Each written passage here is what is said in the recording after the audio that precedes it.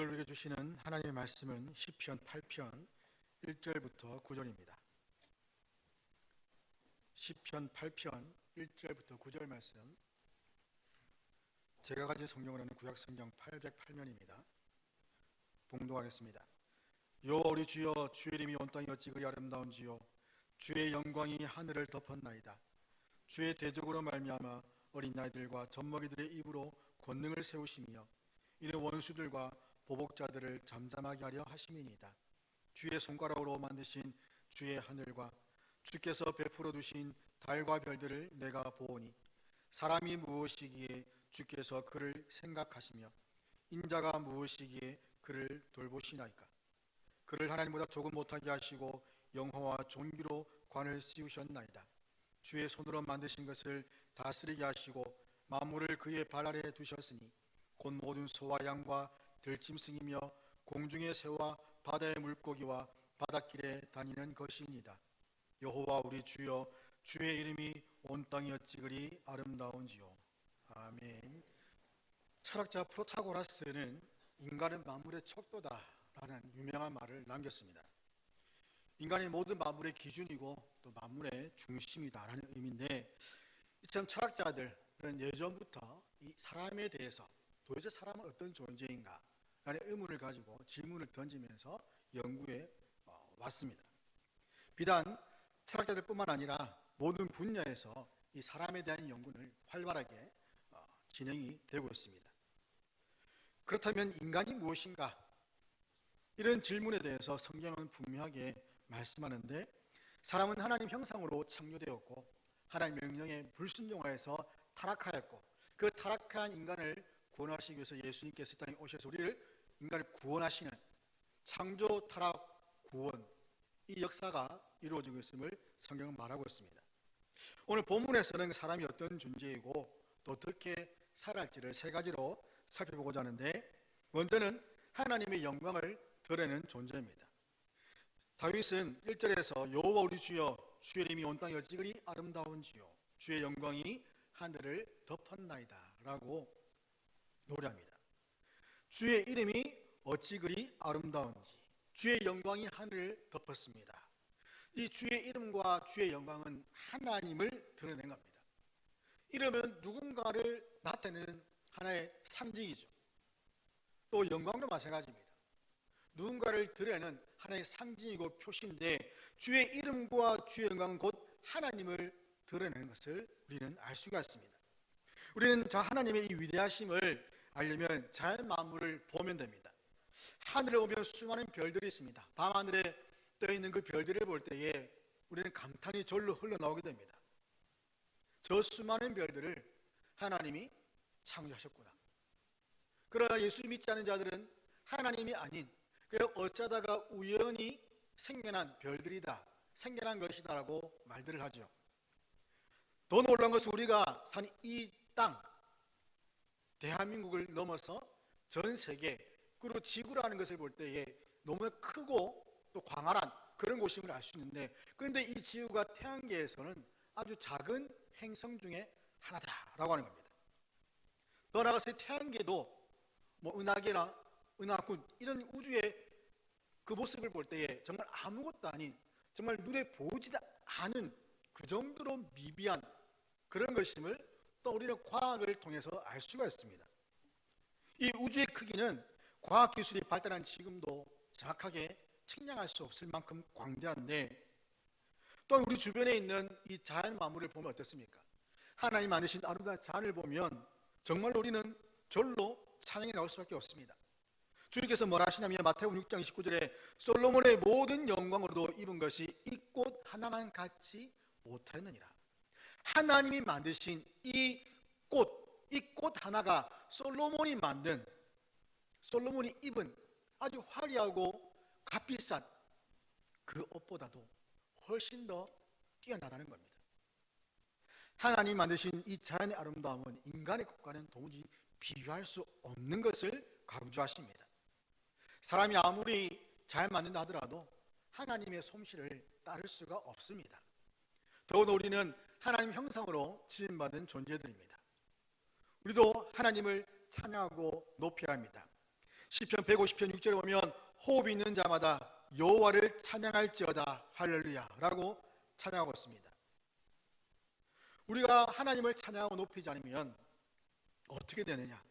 누가복음 19장 30절 보면 주께서 말씀하시기를 만일 이 사람들이 침묵하면 돌들이 소리를 지르리라. 우리가 입을 다물고 하나님을 찬양하지 않으면 하나님께서 이 돌들로 하여금 입을 만들어서 그것들로부터 찬양받으시겠다고 합니다. 비단 돌뿐만 아니라 세상 모든 만물들, 하늘의 별과 해와 달과 나무와 모든 것들로부터 찬양을 받으시겠다, 그 말씀하시는 것이죠. 그러기에 우리는 하나님의 이름을 높이고 찬양하는 삶을 살아야 됩니다. 하나님은 어떤 분이십니까? 창조와 구원의 하나님이십니다. 우리를 지으시고 구원하신 하나님을 향한 찬양이 지속되는 이유가 바로 하나님이 우리를 만드시고 우리를 구원하셨기 때문입니다. 그러기에 어떤 사건과 환경 속에서도 하나님의 이름과 그의 행하신 사역을 기억하면서 어떤 어려움도 믿음으로 넉넉히 극복할 수 있는 그런 은혜가 저와 여러분에게 주어지기를 간절히 소망합니다. 하나님은 세상을 창조하시면서 그 창조 모든 만물 가운데 흔적을 남기셨습니다. 우리는 우주 만물을 바라보기만 해도 하나님의 그 능력과 신성과 뜻을 발견하고 하나님을 경외하며 그 하나님의 뜻에 순종할 수가 있었습니다. 그래서 바울은 로마서 1장 20절에 창세로부터 그의 보이지 아니하는 것들, 곧 그의 영원하신 능력과 신성이 그의 만드신 만물에 분명히 보여 알려졌나니 그러므로 그들이 핑계하지 못할지니라. 하나님이 만드신 이 창세 이전에 만드신 모든 만물들 가운데 하나님의 그 신성과 능력이 거기에 다 있다는 겁니다. 그것을 보고 사람들이 하나님이 계시다는 것을 핑계하지 못할 만큼 분명하고 확실하게 넣어주셨다고 합니다. 그런데 오늘날 만물을 통해서 하나님의 그 능력과 신성, 뜻을 발견하고 하나님을 경외하며 순종할 수 있는 사람은 아무도 없습니다. 오히려 하나님이 계시는 그것에 대해서 관심이 없고 또 알지도 못하며 알려고도 하지 않습니다. 세상 사람들은 이 세상이 그냥 우연히 생겼다, 그냥 어쩌다가 발생했다, 또 세상은 스스로 그냥 움직여 나간다라고만 생각합니다. 이러한 생각들을 하게 되는 이유는 인간이 타락했기 때문입니다. 인간이 하나님의 말씀을 순종하지 않고 어겨서 하나님으로부터 멀리 떨어져 있기 때문에 더 이상 그 하나님의 그 놀라운 능력과 신성을 볼 수 있는 그런 능력이 사라져버린 것이죠. 또한 하나님을 마음에 두기를 싫어합니다. 하나님을 알지만 영어롭게 하지 않고 또 감사하지도 않습니다. 오히려 그 하나님의 그 영광, 그 놀라운 영광을 썩어질 사람과 새와 짐승과 기어다니는 동물 모양의 우상으로 그냥 바꿔버렸습니다. 그것이 하나님인 양 만들어놓고 하나님처럼 높이고 섬기는 그런 어리석은 자가 되어버린 겁니다. 그러니 하나님을 알 수도 없고 알려고 하지 않고 하나님을 거부하며 사는 겁니다. 이렇듯 하나님을 아는 지식을 상실한 인간에게 하나님께서는 자신의 뜻을 알리시기 위해서 특별한 방법을 계시하셨는데 그것을 줄이면 특별 계시라고 합니다. 우리가 우주 만물을 통해서 자연 만물을 통해서 하나님을 알 수 있다. 이것은 자연 계시인데 이 자연 계시를 통해서 하나님을 알지 못하니 하나님께서는 이제는 특별한 방식으로 계시를 주셨는데 그것이 바로 특별 계시고 바로 하나님의 말씀인 성경입니다. 그래서 성경을 읽으면 하나님을 알 수가 있습니다. 하나님의 뜻이 무엇인지 알고 하나님을 경외하게 되고 하나님의 뜻에 순종하며 살 수 있게 됩니다. 이제로 오면 주의 대적자들과 어린아이와 젖먹이들이 대조가 되는데 주의 대적자들은 온 세계 가운데 자명하게 드러나 있는 하나님의 그 영광을 인정하지 않고 오히려 하나님을 대적하는 완악한 자들입니다. 스스로 강하고 힘이 있다고 생각하는 자들이고 하나님의 도움을 전혀 필요로 하지 않는 자들입니다. 반대로 어린아이와 젖먹이들은 약한 자들이고 하나님의 도움을 절대적으로 필요로 하는 자들을 의미합니다. 어린아이들이 할 수 있는 것은, 스스로 할 수 있는 것은 많이 없습니다. 더군다나 젖먹이들은 어떻습니까? 부모가 24시간 옆에 붙어서 입히고 먹이고 시키고 모든 것을 다 해줘야만 겨우 살아갈 수 있는 존재가 젖먹이들입니다. 그런 어린아이와 젖먹이처럼 아무것도 할 수 없는, 힘이 없는 연약한 그런 자들이 하나님의 도움을 절대적으로 필요로 하고 하나님께 나와서 은혜를 간구하게 됩니다. 주의 권능을 찬양하는 자들은 바로 이런 젖먹이와 어린 아이의 그러한 심정을 가지고 자신을 낮추는 자들입니다. 하나님은 겸손하게 자신을 경외하고 의지하는 자를 통해서 권능을 세우십니다. 그러기에 우리는 교만하여서 자신을 높이지 말고 오직 하나님만 높이며 찬양하고 영광 돌려야 됩니다. 구원받은 자들은 하나님을 찬양하지 않을 수가 없습니다. 정말로 젖먹여 갖고 어린아이 같은 우리를 구원하신 그 하나님의 능력, 그 하나님의 놀라운 그 위대하심, 그러한 것들을 볼 때에, 그러한 것들을 알게 될 때에 하나님을 찬양하지 않을 수가 없는 겁니다. 온 세상을 창조하시고 동시에 죄로 죽을 수밖에 없는 우리 자신을 구원하신 하나님을 기쁨으로 찬양을 해야 합니다. 그러므로 그리스도의 보혈로 구원하신 하나님의 사랑을 감사하면서 찬송과 영광 돌리는 진정한 그리스도의 삶을 살아가는 저와 여러분이 되기를 주의 이름으로 간절히 축원합니다. 두 번째는 보잘것없는 존재입니다. 수많은 예술가들이 만든 예술 작품들이 있습니다. 여러분들 가정에도 하나씩 나름 예술 작품이라고 불리는 것들이 있을 것입니다. 그런 예술 작품들은 작가의 개성과 어떤 독특함 또는 사상들이 거기에 숨겨져 있는데, 그런데 아무리 개성과 독특함이 또 있다 하더라도 그 작품은 결국 모방에 불과합니다. 무엇을 모방하는가 하면 바로 하나님이 만드신 만물과 사람을 보고 그릴 수밖에 없다는 것이죠. 아무리 상상력을 가지고 그림을 그리거나 무엇을 창작한다 하더라도 결국 그것은 무에서 유가 아닌 유에서 유를 만들어내는 작업에 불과합니다. 인간이 어떤 것을 창작했다는 말은 어떻게 보면 좀 말이 맞지 않는 단어이기도 합니다. 창작이 아닌 그냥 하나님 만드신 그 창조물 안에서 어떤 아이디어를 얻어서 다른 이전에 없었던 것들을 새롭게 만들어내기 때문에 창작물일 뿐이지, 그러나 하나님 보시기에는 그것은 모방에 불과하다는 겁니다. 3절에 보면 주의 손가락으로 만드신 주의 하늘과 주께서 베풀어 주신 달과 별들을 내가 보오니라고 합니다.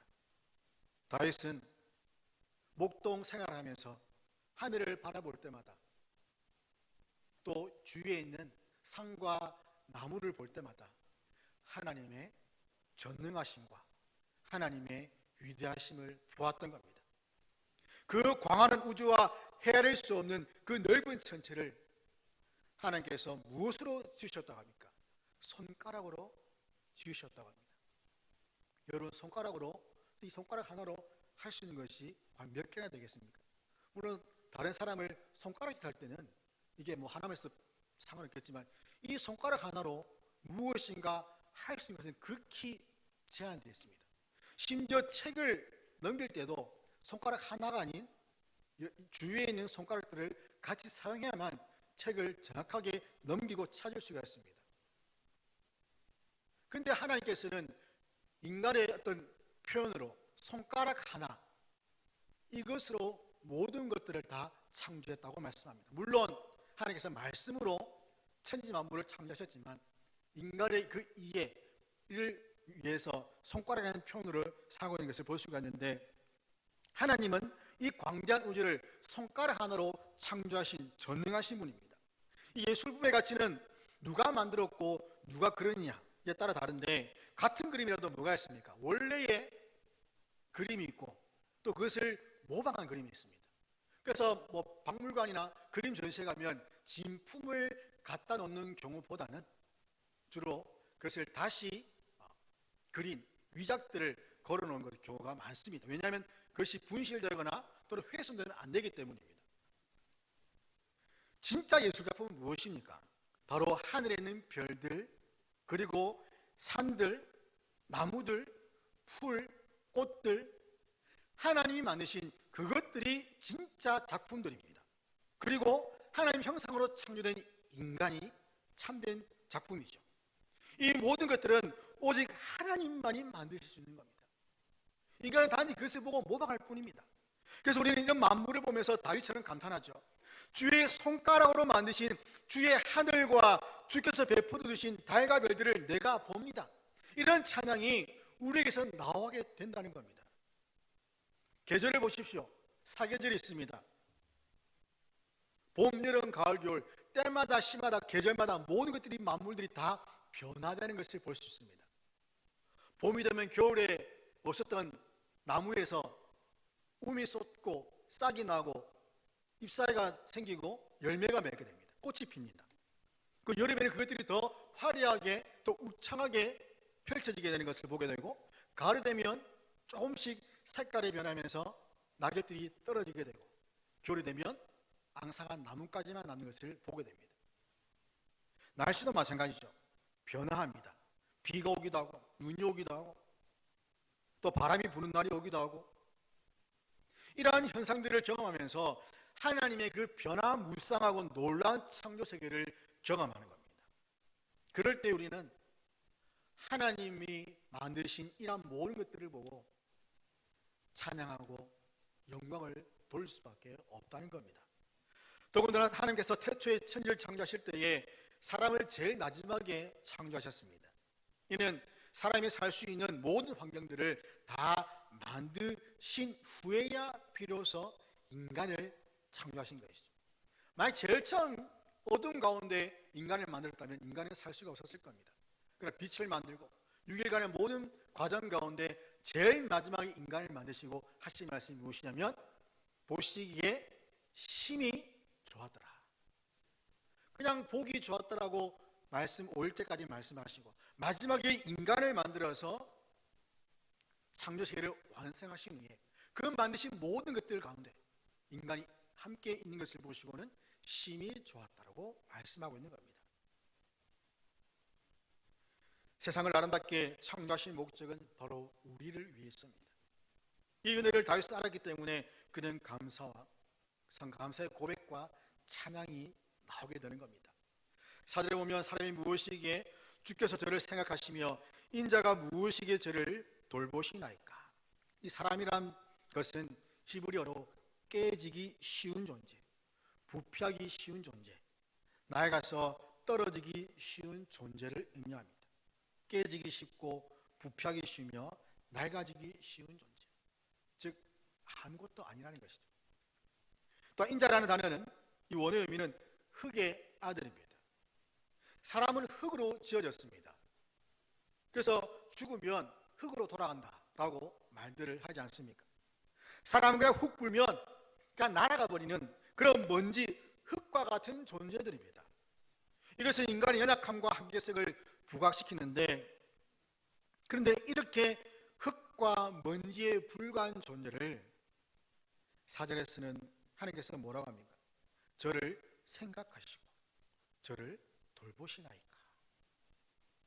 연약하고 한계가 있는 그 인간에 대한 지극한 하나님의 그 관심과 사랑을 지금 표현하고 있습니다. 생각하다는 것은 잊지 않고 기억하는 것을 의미합니다. 인간은 하나님을 잘 잊습니다. 여러분, 한 주간 살면서 하나님을 얼마만큼 생각했습니까? 하나님을 얼마나 생각하며 하루를 살아갑니까? 사람은 그냥 처해 있는 그 환경을 보고 그 환경의 모든 정신과 마음이 다 쏟아지기 때문에 하나님을 생각하는 것은 쉽지가 않습니다. 그러나 하나님은 인간을 잊지 않습니다. 그렇기 때문에 하나님은 어떠십니까? 돌보신다고 말씀하시는 거죠.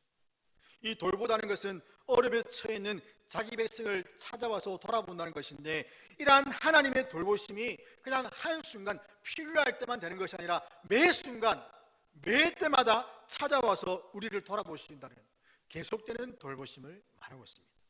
특별히 자기 백성을 위해서 자신을 낮추시는 하나님의 겸손함을 말하고 있는 겁니다. 높으신 하나님이, 정말 그 왕이신 만유의 왕이시고 창조주신 하나님이 정말 흙과 먼지와 같은 보잘것없는 우리를 날마다 찾아오셔서 돌보시는 그 하나님을 지금 말씀하는 겁니다. 이처럼 하나님, 우리가 어려움을 처할 때마다 찾아오시고 위로하시고 돌보시는 자비로우신 분입니다. 이런 하나님의 자비하심을 경험하는 자들은 하나님을 결탄코 떠날 수가 없고 더욱더 하나님을 찾아서 하나님의 도움을 구할 수밖에 없습니다. 그래서 전도서 12장 7절 보면 흙은 여전히 땅으로 돌아가고 영은 그것을 신 하나님께로 돌아가기 전에 기억하라. 무엇을 기억하냐? 바로 창조주 하나님을 기억하라는 겁니다. 너를 지으신, 너를 만드신 그 창조주 하나님을 너가 흙으로 돌아가고 하나님께 돌아가기 전에 기억하라. 5절 보면 하나님께서 그를 하나님보다 조금 못하게 하시고 영어와 중기력관을 씌우셨다고 말하는데, 이 못하다는 단어는 무엇인가 어떤 보잘것없는 그런 존재가 아니라 하나님보다 조금 낮은 단계, 하나님보다 조금 낮은 그런 모습을 말합니다. 인간이 흙으로 지어졌지만 그러나 인간은 하나님의 형상으로 지음받은 자들입니다. 성경에서 말하는 것은, 말할 때에 인간을 하나님의 형상으로 지음받았다고 말을 하고 있지, 하나님의 흙으로 지음받았음은 그렇게 많이 강조하지 않습니다. 물론 우리가 육체는 하나님 흙으로, 하나님께서 흙으로 지으셨지만 그러나 우리 안에 있는 이 심령, 이 영혼은 하나님의 형상으로 지음받은 존재들이기 때문에 그 가치가 더 높아진다는 겁니다. 하나님보다 조금 못하지만 그러나 하나님 형상으로 지음받았기 때문에 존귀와 영화로 관을 씌우셨다라고 말씀하는 겁니다. 그러나 이 존귀와 영화로 관을 씌우셨다고 해서 결코 교만할 수는 없습니다. 인간이 교만하게 된 것은 언제입니까? 자신이 조금 무엇인가 가지고 내세울 것이 있을 때입니다. 다른 사람들보다 조금 더 자신이 낫다라는 그런 생각이 있을 때에 사람은 교만해지고 목이 뻣뻣해집니다. 그러나 자세히 보면 인간은 내세울 것이 없습니다. 먼지와 티끌 같은 그런 존재에 불과합니다. 우리 하나님을 모르기 때문에 교만해지는 겁니다. 인간은 아무리 잘나도 흙먼지에 불과합니다. 그래서 사람의 그런 위대함, 어떤 능력을 강조하다 보면 결국에는 교만하게 되는데, 자녀가 아무리 능력이 뛰어나고 높은 지위를 가졌다 하더라도 결코 부모보다 높아질 수는 없습니다. 부모보다 높은 자녀는 없다는 말입니다. 대통령이라 하더라도, 이 나라를 다스리는 대통령이라 하더라도 얼마나 권력이 막강합니까? 그러나 부모를 거슬 수는 없다는 것이죠. 마찬가지로 우리는 하나님의 창조물이기 때문에 창조주신 하나님보다 더 높아질 수는 없습니다. 그러기에 우리는 겸손해질 수밖에 없는 것이죠. 그런 우리에게 하나님은 영화와 존귀감을 씌워주신다고 말씀하고 있는 겁니다. 하나님은 모든 피조물들 중에 사람을 인격적 존재로 만들어서 교자기를 원하셨고 특별한 사랑의 대상으로 만드셔서 만물을 통치할 수 있는 권한을 위임하셨습니다.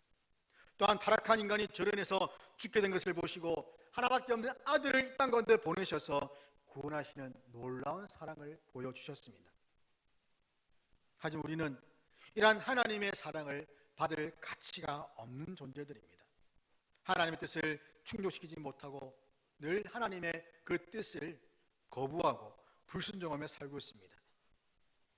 사람들 중에 10가지 10계명을 완전하게 지키는 사람은 아무도 없습니다.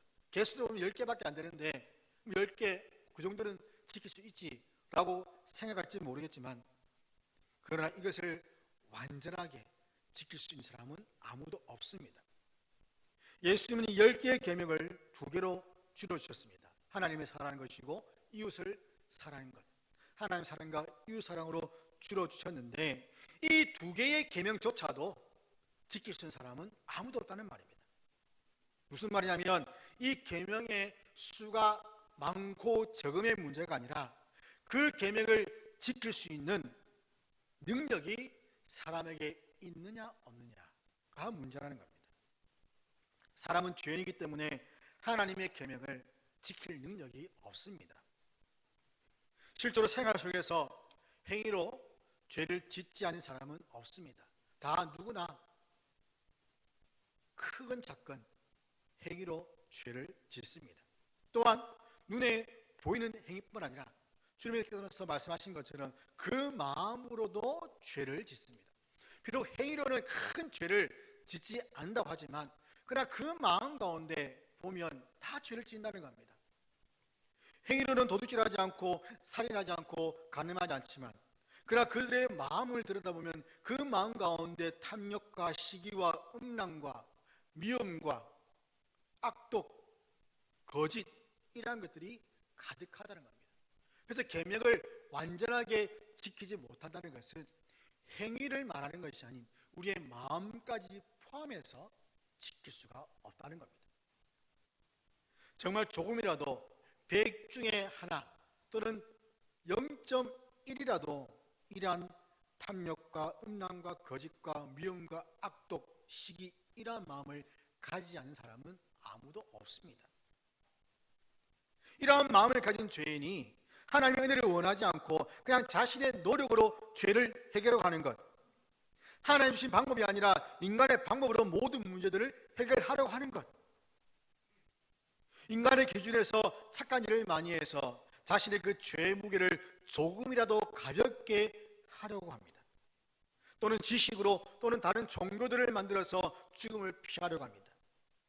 의학기술이 발달한 오늘날 인공장기들과 관절들을 만들어서 아픈 부분 교체해가면서 더 많은 삶을 살려고 하죠. 이는 인간의 교만과 어리석음을 동시에 보여주는 겁니다. 인간의 죄가 무엇이냐면, 인간의 악한 행위가 무엇이냐면 참 생수의 근원이신 하나님을 버리고 스스로 웅덩이를 만든 것인데 그 웅덩이는 물을 가두지 못하는 터진 웅덩이라는 겁니다. 그럼에도 알지 못하고 자신들이 만든 그 웅덩이를 보면서 기뻐하고 즐거워하고 마치 자신들이 하나님처럼 된 것이냐 착각에 빠져 살고 있는 것, 이것이 바로 사람이 행하는 가장 큰 죄라는 겁니다. 하나님을 떠난 인간은 죽을 수밖에 없습니다. 그러기에 하나님께서 이 죽음을 피할 수 있는 방법을 알려주셨죠. 그것이 바로 성경에 있습니다. 성경을 읽어야만 구원에 이르는 지혜를 얻을 수가 있습니다. 하나님의 성경을 주심으로써 인간이 하나님을 알고 인간 스스로 어떤 존재인지를 알기를 원하십니다. 하나님만이 영원한 생명이 되심을 알기를 원하십니다. 하나님은 손가락만으로 온 우주를 창조하시고 크고 위대하신 전능하신 분이십니다. 하나님의 존재는 인간의 이성으로는 도무지 가늠할 수 없고 인간의 그 생각 안에 가둘 수 없는 분입니다.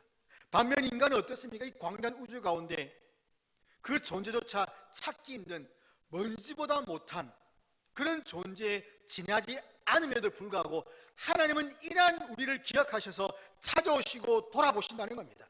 이것이야말로 은혜가 아니겠습니까? 이것이 은혜가 아니면 무엇이 은혜겠습니까?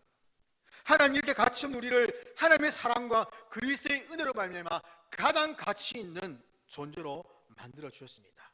그러므로 하나님을 경외하며 그의 명령에 순종하여서 날마다 우리 삶 가운데 하나님을 영원하게 하는 그런 복된 삶을 살아가는 저와 여러분 되시기를 주의 이름으로 간절히 축원합니다. 세 번째는 하나님의 대리자입니다. 내가 무엇이기에 하나님이 그토록 사랑하시는지, 하나님께서는 인간을 자신의 형상으로 창조하셔서 모든 세상을 다스릴 수 있는 권세를 주셨습니다. 6절 보면 주의 손가락으로 만드신 것을 다스리게 하시고 만물을 그의 발 아래 두셨나이다. 모든 소와 양과 들짐승, 공중의 새와 바다의 물고기와 바닷길에 다니는 그 모든 것들을 사람의 발 아래 두심으로써 그것들을 사람이 다스릴 수 있도록 하셨다는 겁니다. 이렇게 하신 이유가 무엇입니까? 사람을 기뻐하시고 너무나도 사랑하시기 때문입니다. 자기의 형상으로 지으신 사람을 너무나도 사랑하시기 때문에 존귀하게 하기 위해서 그 만물에 대한 그 모든 통치권을 우리에게 위임해 주신 겁니다. 하나님이 가지신 그 영광에 동참하도록 하기 위함입니다. 우리는 하나님으로부터 선택받은 존재들입니다. 한 나라의 왕족이 된다는 것은 굉장한 선택을 받는 것이죠. 더군다나 왕위를 승계받을 수 있는 후계자가 된다는 것은 더할 나위 없는 정말 영광일 겁니다. 재벌들 사이에서도 그 후계자가 되기 위해서 얼마나 많은 보이지 않는 전쟁들을 합니까? 사람들 사이에서도 이러한 선택을 받는 것을 굉장한 영광으로 여기는데, 만왕의 왕이시고 창조주이신 하나님으로부터 이 만물을 다스릴 수 있는 권한, 그 통치권을 우리가 위임받는, 그것은 얼마나 영광스러운 일입니까? 이것은 놀라운 은혜의 사건입니다. 정말 죽어서 지옥에 가야 할, 불쏘시개로 써야 할 우리가 하나님의 그 택함을 받아서 하나님 만드신 이 만물을 다스릴 수 있는 그런 위치, 그런 신분이 되었다는 것 자체가 은혜요, 놀라운 하나님의 긍휼하심을 입은 것임을 우리는 알 수 있어야 됩니다. 이는 인간에 대한 하나님의 특별한 사랑을 보여주는 것입니다. 사랑하면 어떻게 됩니까? 그냥 보는 것만으로도 얼마나 기쁜지 모릅니다. 손주들 보시면 그 할아버지 할머니 눈에서는 그냥 꿀이 뚝뚝 떨어집니다. 도대체 이 아이를 어떻게 해야 될지 몰라서 그냥 만나면 손잡고 그냥 맛있는 사주로 데려 나오고, 어쨌든 또 한 푼에 더 주려고, 용돈을 주려고 하는 그것이 사랑하는 손자나 자녀들의 마음이 아닙니까? 하나님이 모든 만물을 지으시고 마지막으로 인간을 지으시니 바로 우리를 바라보시는 그 하나님의 그 눈빛, 그 마음이 바로 그렇다는 겁니다. 그리고 만물을 통치하는 통치권을 주셨죠. 창세기 1장 28절 보면 하나님이 그들에게 복을 주시며 하나님이 그들에게 이르시되 생육하고 번성하여 땅에 충만하라, 땅을 정복하라, 바다의 물고기와 하늘의 새와 땅에 움직이는 모든 생물을 다스리라 하시니라. 그런데 우리가 가진 이 만물에 대한 통치권, 이것은 만물을 아무렇게나 해도 된다는 그런 의미가 아닙니다. 통치권은 본래 우리 것이 아니라 하나님의 것이죠. 하나님이 우리에게 위임하신 겁니다. 그러니까 그냥 하라고 잠시 넘긴 겁니다. 그래서 그것에 합당하지 않을 때는 어떻게 됩니까? 다시 그것을 빼앗아 가실 수가 있는 것이죠. 그래서 우리가 그 위임을 받았다면 위임받은 자로서 합당하게 말씀에 순종하고 하나님의 권위에 순종하면서 맡은 바 책임을 다해야 되는 겁니다. 오늘 세상 만물은 대표적인 인간의 타락과 잘못된 통치로 인해서 고통으로 신음합니다. 모든 질병들, 인간의 죄 때문에 생겨나는 겁니다. 지진이 일어나고 있습니다. 자연재해지만 또 인간이 너무도 과하게 땅을 파고 또 과하게 자연들을 훼손한 결과이기도 합니다. 이러한 만물에 대해서 인간이 성군이 되어야 되는데 폭군이 되어서 마음대로 훼손하고 있습니다. 만물을 보호하고 아름답게 관리하는 대신에 인간의 그 이기적인 욕심에 따라서 만물을 억압하고 파괴하고 그들의 생명을 빼앗아갑니다. 이런 모습을 하나님이 기뻐하시겠습니까? 우리는 자연이 가져다주는 그런 재앙으로 큰 피해를 보고 있습니다. 때로는 자연재앙이 아니라 인재라고 하지 않습니까? 사람이 막무가내로 마구잡이로 자연을 개발하고 훼손하다 보니 그러한 일들이 일어난다고 말들을 합니다. 죄의 결과이자 잘 다스리지 못한 사람의 책임입니다. 자연 만물은 우리 욕심대로 아무렇게나 사용하고 방치하고 파괴할 대상이 아니라 잘 관리하고 다스려야 할 하나님의 선물이자 또한 우리의 관리 대상이 되는 것이죠. 우리는 자연을 통해서 베푸시는 참된 통치자 하나님의 은혜를 덧입기를 소망해야 됩니다. 우리는 실제로 무가치한 자들이지만 하나님의 그 특별한 사랑과 은혜를 입어서 이 만물을 다스리는 왕의 신분이 되었습니다. 그러므로 하나님의 그 크신 은혜와 사랑에 대한 감사, 또한 하나님을 향한 그 충성을 가지고 날마다 믿음으로 살아가며 하나님을 기쁘시게 하는 그런 저와 여러분의 삶이 될 수 있기를 주의 이름으로 간절히 축원합니다. 기도하겠습니다. 하나님 감사합니다. 저희가 무엇이기에 저희를 택하여 주시고 존귀와 영화로 관을 씌워주셨습니까?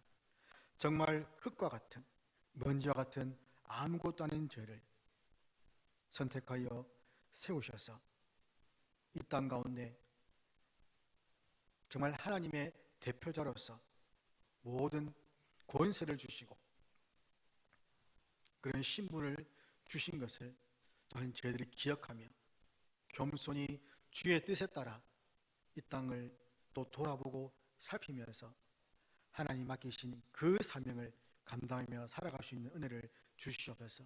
가장 중요한 사명인 하나님 전파, 복음을 전하는 이 사명을 잊지 않게 하시고 만왕의 왕이시고 만주의 주가 되시는 그 하나님을 날마다 증거하는 증인의 삶을 살아가는 저희가 되게 하여 주시옵소서. 우리 주 예수 그리스도 이름으로 기도드립니다. 아멘.